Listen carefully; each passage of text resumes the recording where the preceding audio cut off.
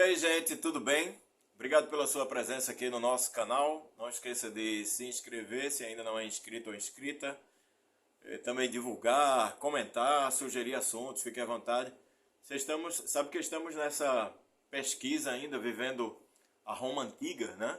Todo o Império Romano, a questão do cristianismo primitivo, todo o início do pensamento cristão, obviamente após a morte de Jesus, com seus primeiros apóstolos, e depois lá para o século II, a chegada dos filósofos, né, dos pensadores que vão se debruçar sobre os textos cristãos, alguns também sobre os textos do Antigo Testamento, e vão realizar algumas críticas à filosofia grega e outros tentar fazer essa junção, essa confluência da filosofia grega com a então filosofia nascente cristã.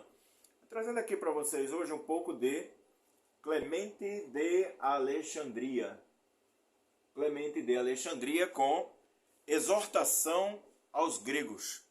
Exortação é um chamado, né? Um convite um pouco mais severo de Clemente de Alexandria. Ele era conhecido dessa forma, também como Titus Flavius Clemens. Teólogo, estudioso, cristão, dos primeiros, por isso primitivo.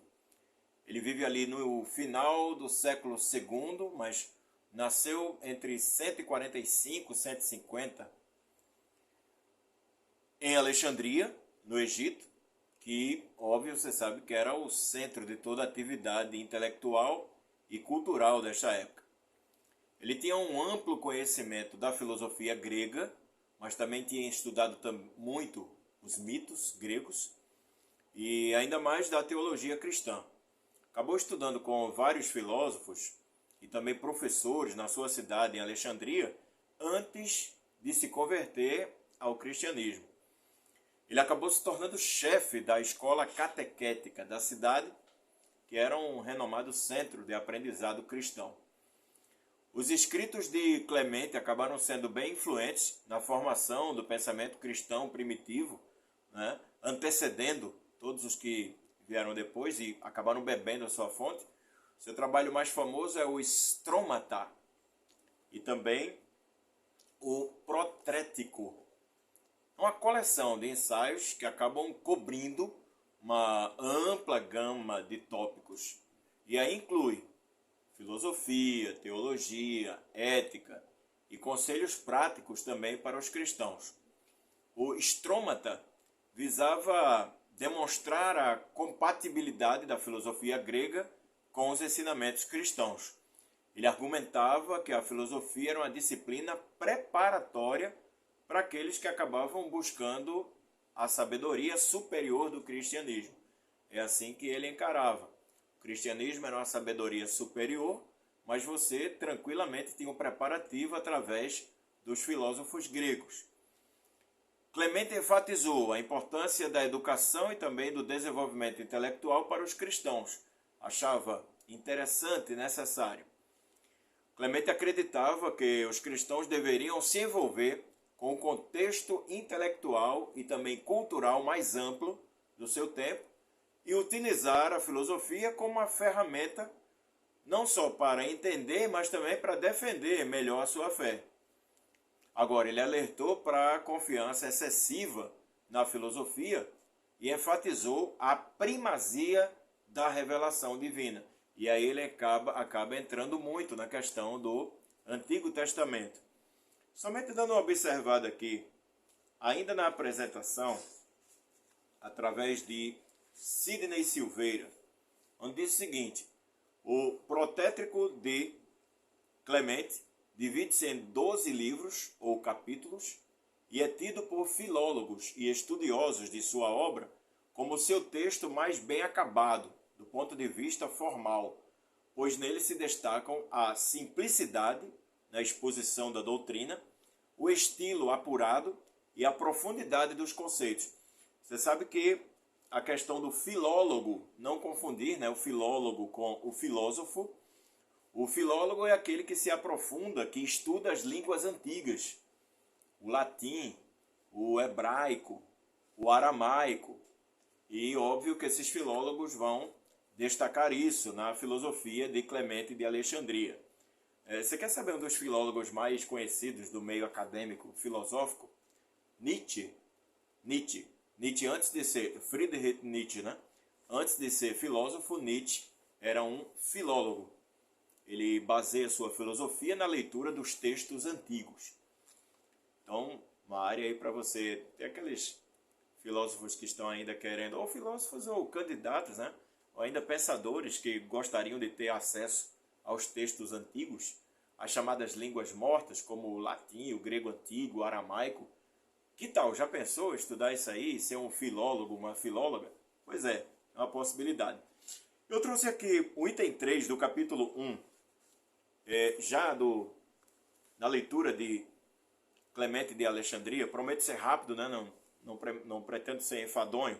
Somente para a gente ter uma ideia de como ele faz essa comparação da filosofia grega com a então nascente filosofia cristã.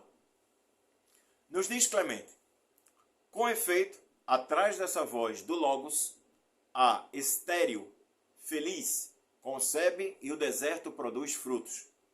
Essas duas vozes, precursoras do Senhor, a do anjo e a de João, dizem-nos enigmaticamente que a salvação está oculta nelas, como se, após a epifania do Logos, colhêssemos o fruto da salvação, a vida eterna. Aqui tem um dado interessante, gente, que é a questão do Logos. O Logos entra como a palavra, a razão na filosofia grega, enquanto que nós vamos encontrar o Logos, do ponto de vista cristão, como dos primeiros ensinamentos do apóstolo João, o evangelista, né, que fala no início, era o Logos, e essa identificação do Logos é com Jesus.